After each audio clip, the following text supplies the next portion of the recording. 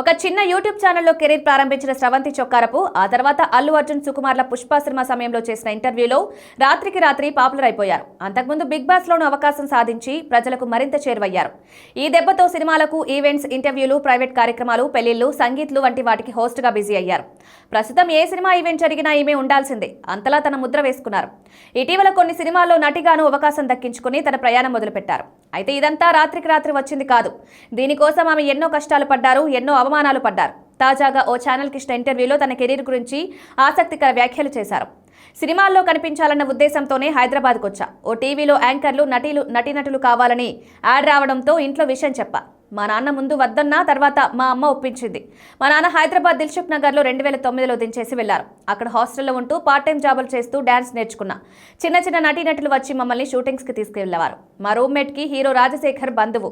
ఓ రోజు ఆయన లంచ్కి రమ్మని పిలవడంతో మహంకాళి సెట్స్కి వెళ్ళాం. అయితే ఆ సినిమాలో చేయాల్సిన ఓ అమ్మాయి హ్యాండ్ ఇవ్వడంతో ఓ సీన్ కోసం నన్ను అడిగారు. అందులో జర్నలిస్ట్ రోల్. అలా 12 రోజుల పాటు ఆ సినిమాలో నటించా. రోజుకు 3000 రూపాయల రెమ్యునరేషన్ ఇచ్చారు. దాంతో అక్కడి నుంచి సినిమాలపై ఇంకా ఎక్కువ ఇంట్రెస్ట్ పుట్టింది. స్క్రీన్లో మనల్ని మనం చూసుకున్నప్పుడు ఆ థ్రిల్ వేరేనని స్రవంతి చెప్పారు. అప్పటి నుంచి హీరోలను ఇంటర్వ్యూలు చేస్తూ వచ్చాను. అఖిల్ గారి సినిమా ఈవెంట్ వైజాగ్లో జరిగితే దానికి హోస్ట్గా చేశా. ఆ సమయంలో అల్లు అరవింద్ గారు చాలా బాగా చేశావని మెచ్చుకున్నారు. అప్పటి నుంచి ఇప్పటి వరకు దాదాపు 1000కి పైగా ఈవెంట్స్ చేశాను. పుష్ప రిలీజ్ సమయంలో రాయలసీమ స్లాంగ్తో ఇంటర్వ్యూ చేస్తే బాగుంటుందని వెతికితే నేనున్నానని తెలిసి చేయించారు. పుష్ప ఇంటర్వ్యూతో ఫేమ్ వచ్చి బిగ్ బాస్ లోనూ ఛాన్స్ దొరికింది. ఆ ఇంటర్వ్యూ అయిపోయి బిగ్ బాస్ అయిపోయాక సైమా అవార్డ్స్ ఫంక్షన్లో అల్లు అర్జున్ గారిని కలిసా. మనకి మనం ఎక్కడి నుంచి వచ్చామన్నది తెలుసుండాలి. కళ్ళ నిండా నీళ్లతో ఆయన చేయి పట్టుకుని చూస్తూ ఉండిపోయా. అప్పుడున్న స్టేజ్కి నాకు ఆ డబ్బులు చాలా అవసరమని స్రవంతి చొక్కారపు కన్నీటి పర్యంతమయ్యారు. డబ్బులు ఎక్కువగా దాచుకోలేను. నా చుట్టూ ఉన్న వాళ్ళు అవసరంలో ఉన్నాను అంటే ఇచ్చేస్తాను. ఇప్పటి వరకు కుటుంబం కోసం కష్టపడ్డా. 10 రూపాయలు చేతిలో లేనప్పుడు ఎంతో ఇబ్బంది పడ్డాను. ఆ డబ్బులుంటే బాబుకి బిస్కెట్ ప్యాకెట్ అయినా వస్తుందని ఆలోచించిన రోజులున్నాయి. ఇంత సంపాదించినా హైదరాబాద్లో కనీసం ఇల్లు కూడా కొనలేను.